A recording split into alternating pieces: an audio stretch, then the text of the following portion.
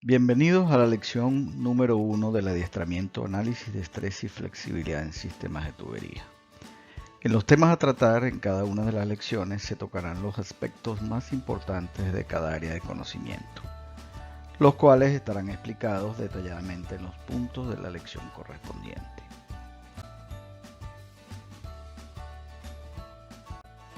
Los contenidos que están incluidos en esta lección número 1 han sido diseñados para adquirir los conceptos básicos fundamentales necesarios de mecánica de materiales, los cuales apuntalan los análisis de estrés y flexibilidad.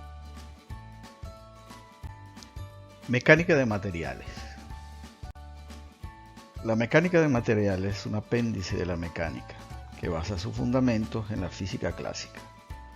Esto nos facilita los conocimientos y las herramientas para poder, en principio, diseñar, analizar y verificar cualquier tipo de elemento o un conjunto de ellos, de tal forma de chequear si lo conceptualizado a través del diseño es capaz de soportar un estado de carga impuesto, sin que esto ocasione, obviamente, con excesivas tensiones, deshabilitando cualquier pieza que compone el sistema. El desarrollo del diseño de las rutas de tubería, en conjunto con el análisis de las tensiones y de la flexibilidad, nos garantiza, previo a cualquier construcción, la integridad estructural de los sistemas de tubería. Esta integridad se obtiene mediante varias etapas, como lo son la selección adecuada del espesor de pared, las limitaciones de algunos desplazamientos y el ajuste de las rigideces para ganar flexibilidad, así como también la selección adecuada de los soportes de tuberías que interactúan con el propio sistema. Tanto la resistencia de materiales como la teoría de elasticidad son parte de lo que constituye la mecánica de sólidos deformables. Estos dos conceptos convergen en lo que es el estudio de la resistencia, que no es más que un estado de tensiones, y la rigidez, un estado de deformaciones, de cuerpos sólidos capaces de sufrir cambios en su configuración, cuando sobre ellos actúan una fuerza o un conjunto de carga. El concepto de carga sobre un elemento sometido a algún tipo de solicitación desde el punto de vista mecánico, para muchos pudieran significar conceptos distintos, los cuales trataremos de explicar para el manejo correcto de este término tan importante en los cálculos de tensiones. Primero hablaremos del concepto de carga para que el estudiante quede claro en este punto. Bajo un concepto netamente técnico, un estado de carga es una magnitud o un conjunto de ellas que actúan sobre un cuerpo capaz de ser modificado en su forma o simplemente modificando la cantidad de movimiento en el cuerpo. No debemos confundir lo que es un estado de tensión, esfuerzo o con el de energía bajo el mismo concepto. Tienen relación, pero no es lo mismo. Según la física como ciencia pura, se reconocen 4 fuerzas fundamentales a nivel cuántico: la gravitacional, la electromagnética, la nuclear fuerte y la nuclear débil. En la mecánica clásica o newtoniana existen otras fuerzas identificables que son las de uso más común, las cuales las estaremos usando con mayor frecuencia para los cálculos que se requieren en resistencia de materiales. Estas son la gravedad, el roce, la fuerza centrípeta y centrífuga, entre otras. Una fuerza cualquiera que ésta sea, está caracterizada por varios parámetros, entre ellos la magnitud, la dirección y el sentido. Esto nos da un nuevo concepto de una variable de mucha relevancia dentro de la mecánica y se denomina vector, tal como lo podemos ver aquí. Esto es un vector. Con frecuencia se escucha que se tiene una magnitud de tipo vectorial y en otras ocasiones de tipo escalar. Son dos conceptos diferentes y lo explicaremos más adelante detalladamente. Tenemos varios tipos de fuerza en la mecánica clásica, tal como lo hemos mencionado. Los más comunes son la gravitatoria, que no es más que la atracción de las masas hacia nuestro globo terráqueo, como se representa en la lámina que estamos apreciando, la fricción, que no es más que una normal debido al peso y a la rugosidad que puede tener una superficie, va a oponerse a cualquier movimiento que queramos hacer sobre un cuerpo. Existe también lo que son los campos electromagnéticos que producen fuerzas de repulsión o atracción, dependiendo la polaridad que tengan, tal como podemos ver en esta configuración de un imán y un pequeño clavo o clavija. Si es de campos opuestos, se van a atraer. Si son sentidos o cargas iguales, se van a repeler, y es lo que son las fuerzas atractivas o repulsivas. Y las fuerzas de contacto, que son muy importantes en los trabajos de cálculo de tensiones de cualquier tipo, bien sea de sistemas de tubería o análisis por elementos finitos. Las fuerzas de contacto simplemente se transmiten, tal como lo estamos mencionando, fuerza a través de superficie por contacto físico entre un elemento A y un elemento B, o como las que estamos viendo en la pantalla, a través de tres masas distintas. Los contactos van a estar relacionados directamente con la superficie y la carga que estemos imponiendo. Otro concepto de mucha importancia que debemos manejar en los cálculos de tensiones y deformaciones es el de la carga debido a los momentos. En este particular existen dos tipos, como el que estamos viendo en la pantalla. En el primer caso tenemos lo que es el momento flector o bending en inglés, que no es más que un elemento sometido a una carga y con relación a un brazo va a producir un giro. En el segundo caso tenemos el momento torsor, que no es más que el giro que se produce a través de un eje donde las fibras van a ser retorcidas y formando un ángulo como el que estamos viendo en esta configuración.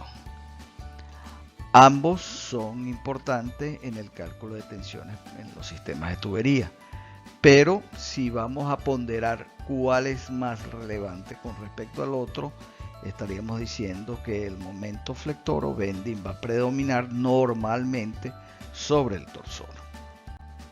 Equilibrio de cargas. Cuando se produce un estado de carga actuando aisladamente sobre un objeto, como puede ser una fuerza o un momento, representa estado de carga simple, únicos o en ocasiones denominados puros.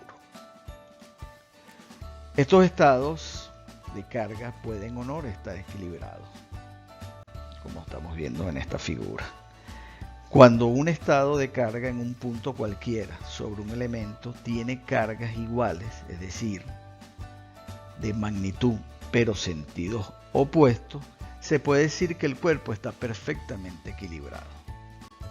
Por el contrario, cuando el estado de carga actuante sobre un objeto ocasiona un cambio de estado de equilibrio estático o de reposo y como consecuencia se produce movimiento, la carga está desequilibrada y es lo que está produciendo un cambio. Por ejemplo, en esta figura, esta persona está tratando de tirar o alar esta roca de gran tamaño y está haciendo un esfuerzo gigantesco. A pesar de eso, en teoría no la está moviendo. En el caso del ciclista, el ciclista va a toda velocidad. Sin embargo, si él no sigue girando los pedales de la bicicleta, la fuerza de fricción y su propio peso va a hacer que tarde o temprano se detenga la bicicleta.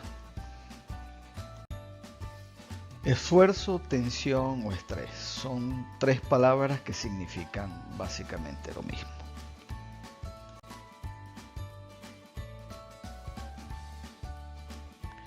Cuando sobre un cuerpo se le somete a varias cargas externas, como pudiera ser fuerzas o momentos aplicados o cualquier reacción, encontrándose todas ellas en una condición de equilibrio estático, como el que se muestra en la siguiente figura, el objeto estará en reposo. Supongamos que la figura irregular que se está mostrando en la pantalla la seccionamos a través de un plano denominado S Para que se dé un estado de equilibrio, tanto de un lado como del otro, debe haber vectores, como los que estamos señalando, de magnitudes iguales, aplicando en la misma dirección, pero en sentidos contrarios, tal como estamos viendo acá. Esto en términos matemáticos sería la resultante de todas las fuerzas que tenemos de este lado, y este sería la resultante de todas las fuerzas que tenemos de este lado, donde ambas están en equilibrio porque están actuando en la misma dirección, pero en sentidos contrarios. Esto es lo que denominamos en láminas anteriores vector. Si llamamos a delta S un elemento pequeño infinitesimal de área de sección en la sección irregular que habíamos cortado anteriormente en el plano S, y a un diferencial pequeño también de fuerza en el lado B de este cuerpo, y se ejerce en la parte A en el área delta S, podemos decir que un esfuerzo o tensión o estrés va a ser el diferencial pequeño de fuerza sobre el diferencial pequeño de superficie,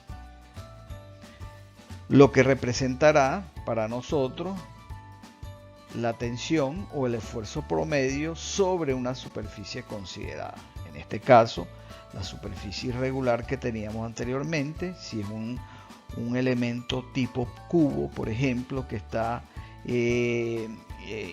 implícito en esta sección, de un lado y del otro, ese cubo va a estar en equilibrio siempre y cuando las fuerzas actuantes sobre él estén en equilibrio, y va a haber una tensión relacionada al diferencial de fuerza en ese volumen con respecto a la sección. Si el área diferencial delta S, que le hemos denominado pequeña, la llevamos a un área muy chica, que la acercamos tendiendo a cero, obtenemos un elemento diferencial de área pequeñísimo.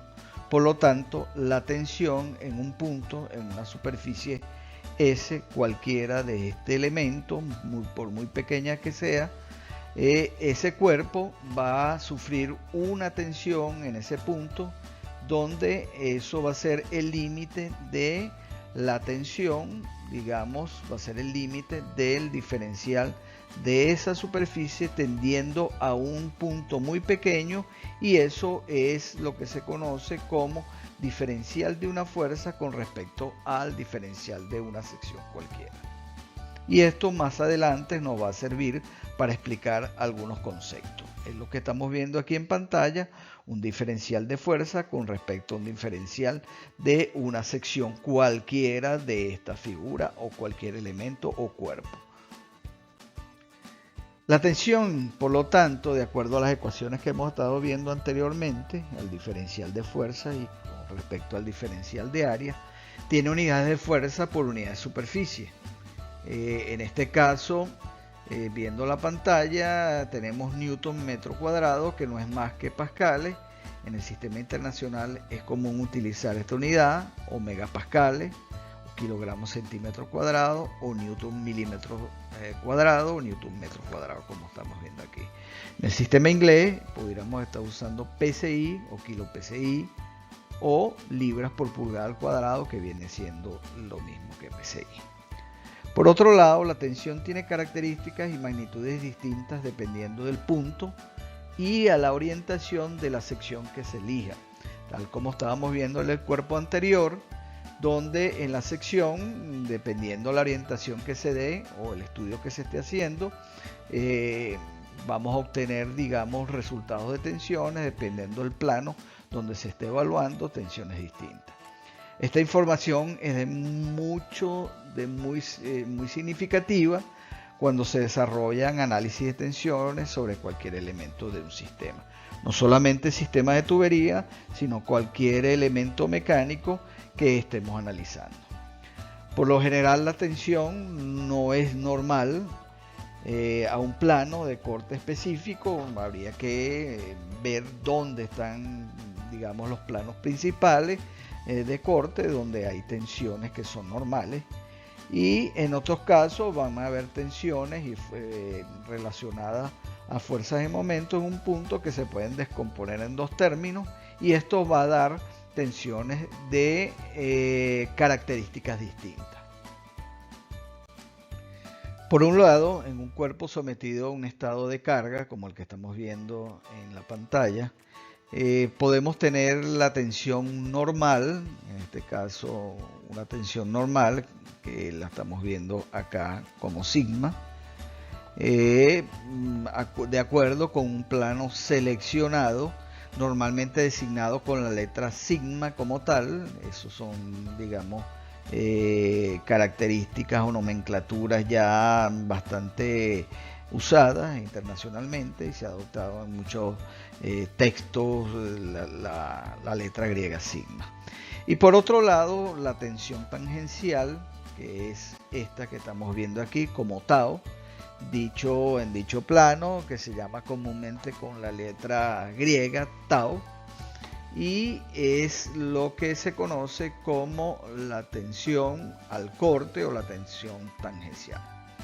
De acuerdo con esto, podemos decir que un estado de tensiones combinadas puede tener una resultante de los dos componentes, el componente normal y el componente tangencial. Esto va a dar una resultante tal como pudiera ocurrir en un estado de fuerza. Y esta resultante está dada por la ecuación que se puede escribir como la que se muestra en este momento.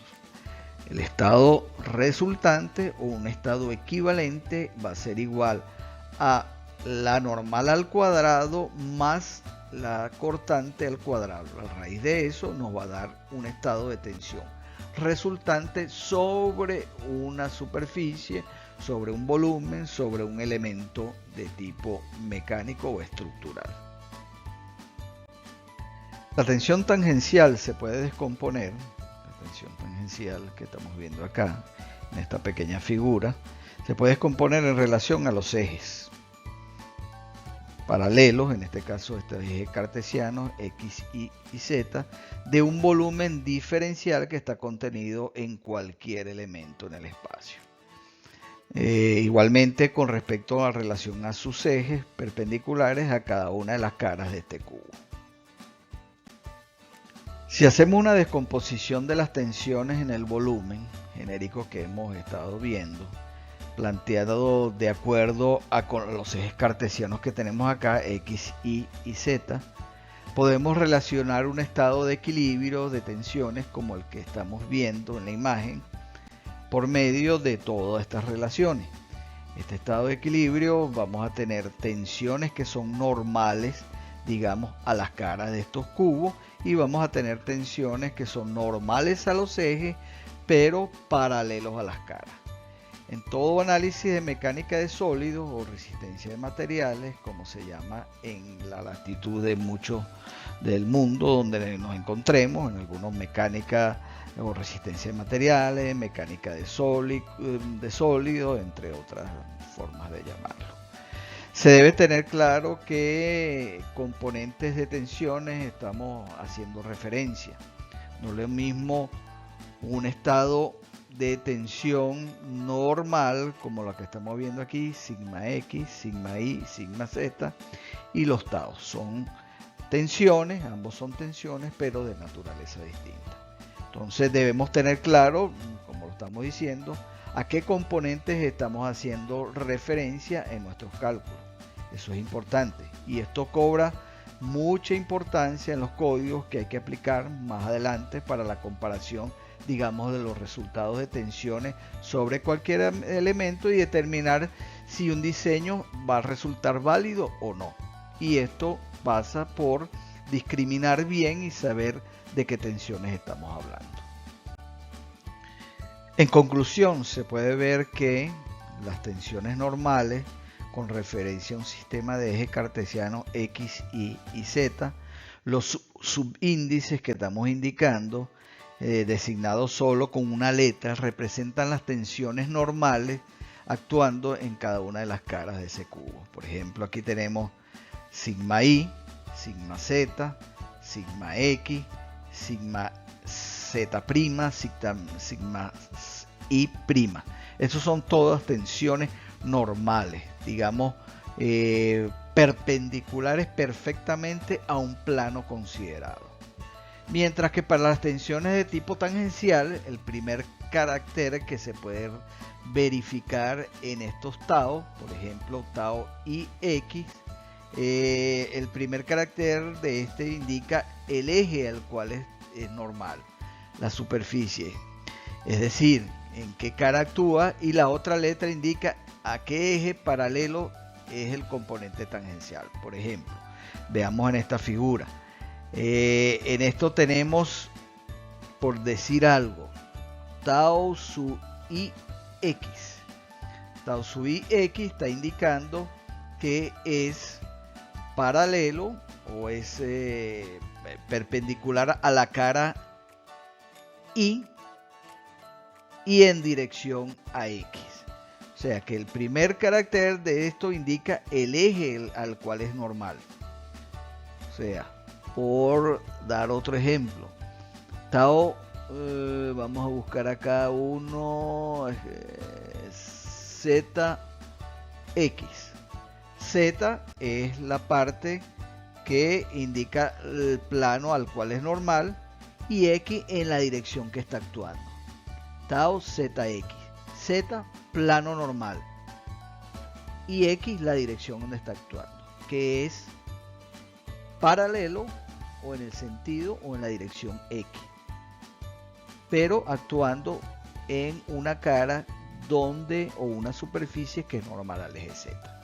Esa nomenclatura es importante tenerla en consideración, porque la gran mayoría de los códigos hacen referencia a ese sistema o esa nomenclatura.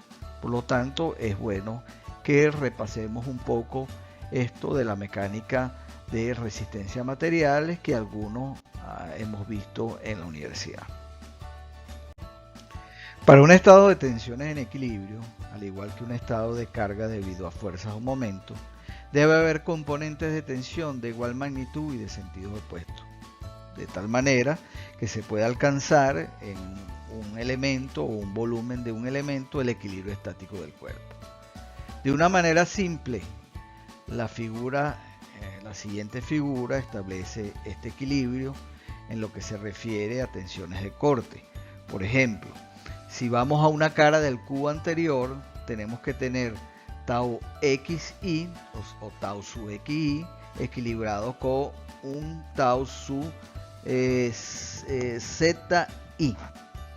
Correcto, entonces para que no haya rotación o deformación considerable de un volumen. Fíjense que este tau iz se equilibra con este tau iz de este lado, igual este tau sub zi se equilibra con este tau sub zi de aquí arriba. Siempre tienen sentidos opuestos para que haya un equilibrio. Si este equilibrio no se da, simplemente vamos a tener deformaciones o movimientos de los elementos en el espacio. Ahora bien, cualquier estado de tensiones sobre un elemento se puede caracterizar a través de lo que se llama un tensor, como el que estamos viendo aquí. Y este se puede indicar de esta forma, donde en la diagonal vamos a tener, digamos, las componentes normales a un plano referencial, perpendicular, en cada caso a un eje cartesiano.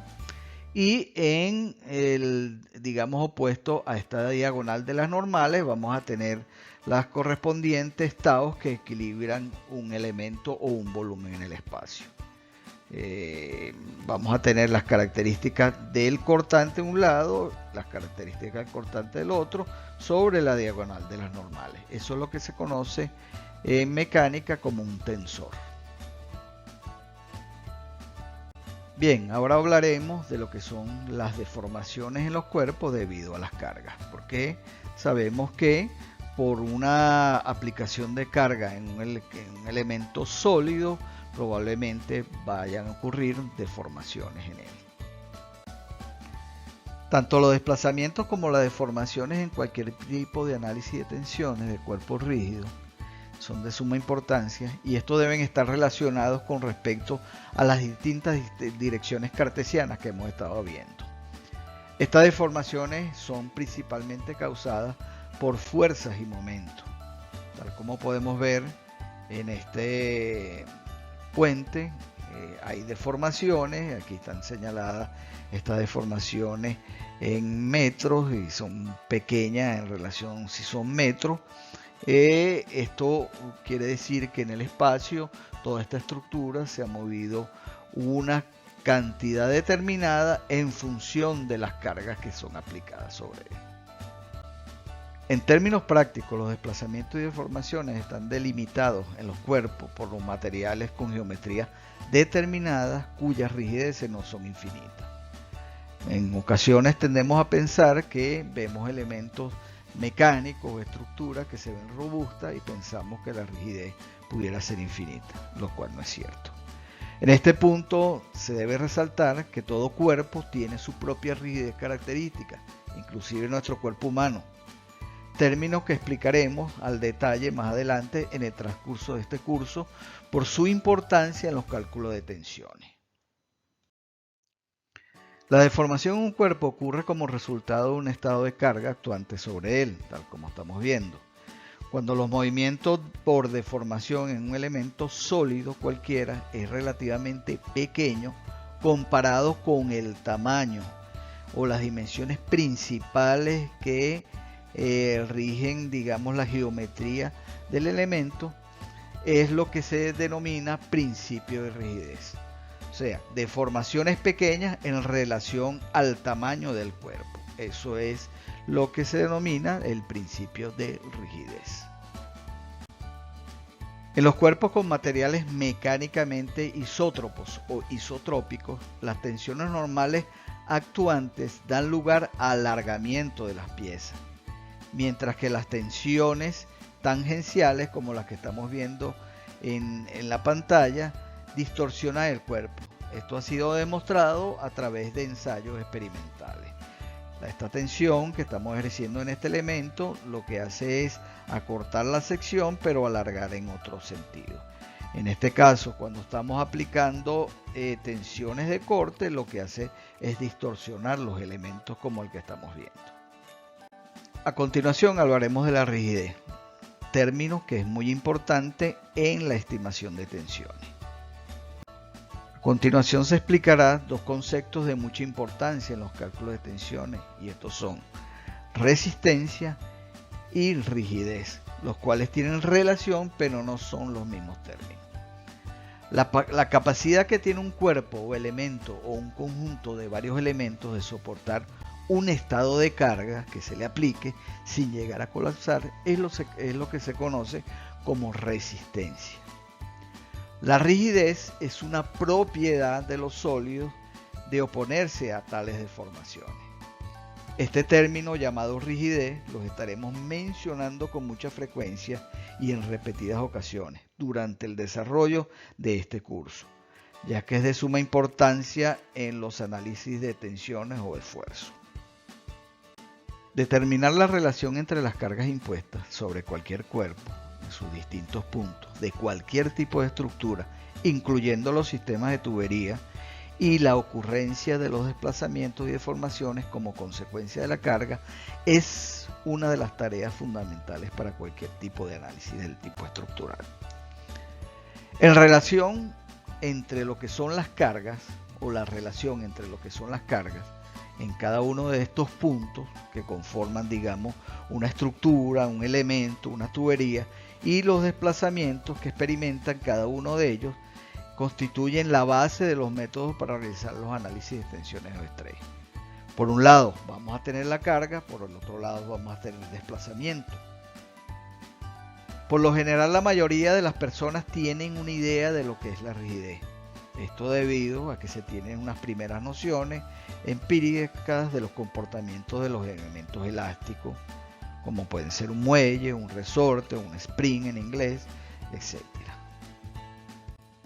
La relación entre la fuerza aplicada y el desplazamiento que ocurren como consecuencia de la aplicación de esta fuerza en un punto es lo que se denomina constante elástica del muelle, o resorte, o spring, o rigidez, y es la medida cuantitativa de lo que es la rigidez, la K que estamos viendo acá. Tal como se puede observar en la siguiente figura y haciendo referencia a la ecuación esta que estamos viendo en pantalla, existe una relación entre lo que es la fuerza y el correspondiente desplazamiento que ocurre por esta fuerza, donde hay una constante que relaciona la capacidad de mover el elemento en mayor o menor grado. Y es lo que se denomina constante elástica, que la estoy señalando en este momento, que en otros términos es la rigidez de un cuerpo. Por un lado, desplazamiento que ocurre debido a esta fuerza y la constante que relaciona la rigidez que tiene este elemento con relación al desplazamiento que va a ocurrir en ella, y esto va a dar una fuerza.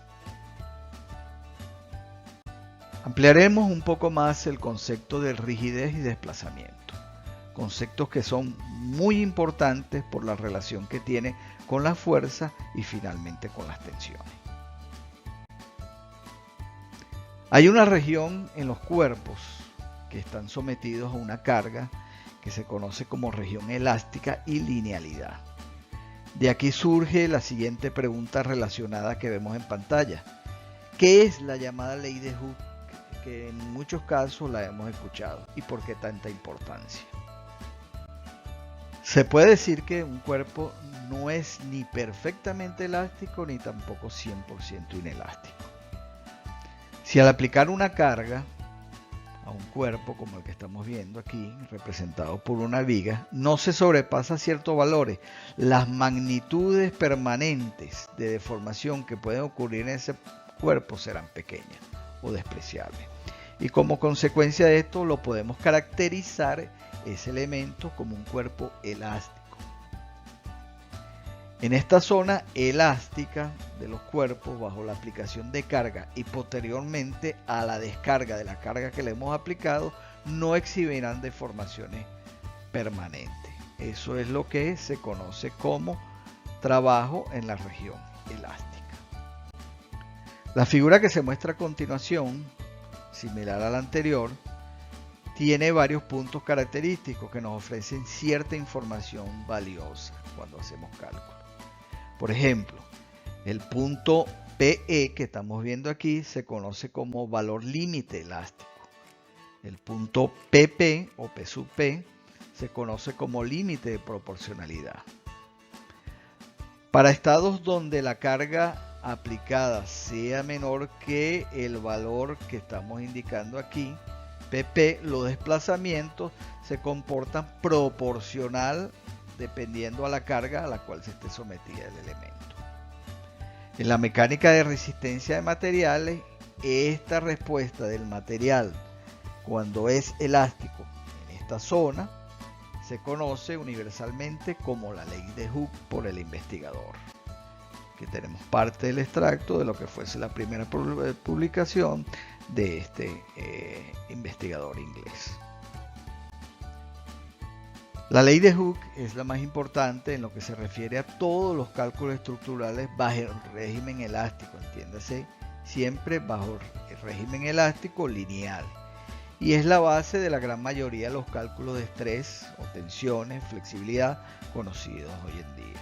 Fíjense que aquí este investigador, entre los 1635 y 1703, el investigador inglés, de origen inglés, hizo algunos ensayos donde determinó la constante elástica y la relación que tenía esa constante elástica con el desplazamiento, obteniendo una fuerza. Él obtuvo que para ciertas cargas y cierta constante y cierto desplazamiento, esto se comportaba de forma lineal. Mediante el conocimiento y estudio de la ley de Hooke se pueden establecer ciertas consideraciones que nos ayudarán a estimar algunos valores útiles en los cálculos estructurales. Claro está, siempre y cuando nos mantengamos dentro de la porción lineal. Por ejemplo, las cargas de tracción sigma es igual a una fuerza o una carga sobre una sección. También podemos tener la relación de la proporcionalidad entre lo que son las tensiones, siempre y cuando en el límite elástico, y las deformaciones unitarias. Aquí, siempre y cuando estemos por debajo del límite proporcional, podemos aplicar la ley de Hooke. Apoyados en la curva esta que estamos viendo y en el cuerpo representado a la derecha como una barra cilíndrica, se puede determinar ciertos valores usados con frecuencia en ingeniería. Por ejemplo, la deformación unitaria se puede determinar con la relación de la siguiente ecuación, sabiendo que sigma entre el módulo de elasticidad va a ser igual a sigma, que ya lo teníamos acá, y el inverso del módulo de Young o módulo de elasticidad. Sabiendo igualmente que la deformación unitaria no es más que la relación de lo que la barra se alarga, esta barra se alarga determinada cantidad, y en función de la relación en el denominador L vamos a tener lo que es también la deformación unitaria. Por consiguiente, obtenemos una relación que es bastante útil, que la deformada de un elemento va a ser una relación de la fuerza por la longitud entre unas características que son el módulo de elasticidad, que no es más que la pendiente de esta línea, siempre y cuando estemos trabajando en el área proporcional, y la sección correspondiente del elemento. Cualquier análisis de tensiones y flexibilidad, no solamente en sistemas de tubería, nos exigen tener claro algunos conceptos. ¿Cuáles son? Las fuerzas, que son fuerzas, tenemos que saber discriminar qué son fuerzas, qué son los momentos, qué es un estado de tensión y qué los origina. Profundizar en este conocimiento de cómo manejar estos conceptos en la práctica nos ayuda a afrontar los problemas de cara a la estimación correcta de las tensiones en los sistemas de tubería y en cualquier elemento. Recordemos siempre que la exactitud de un cálculo que tengamos que desarrollar dependerá en gran medida de dos factores esenciales que debemos siempre tener en mente o recordar.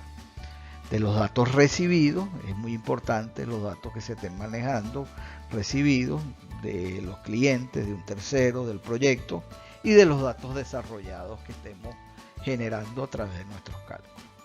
Si estas dos, input y output, o input y manejo de información, no es correcto, la exactitud de nuestros cálculos no serán buenos.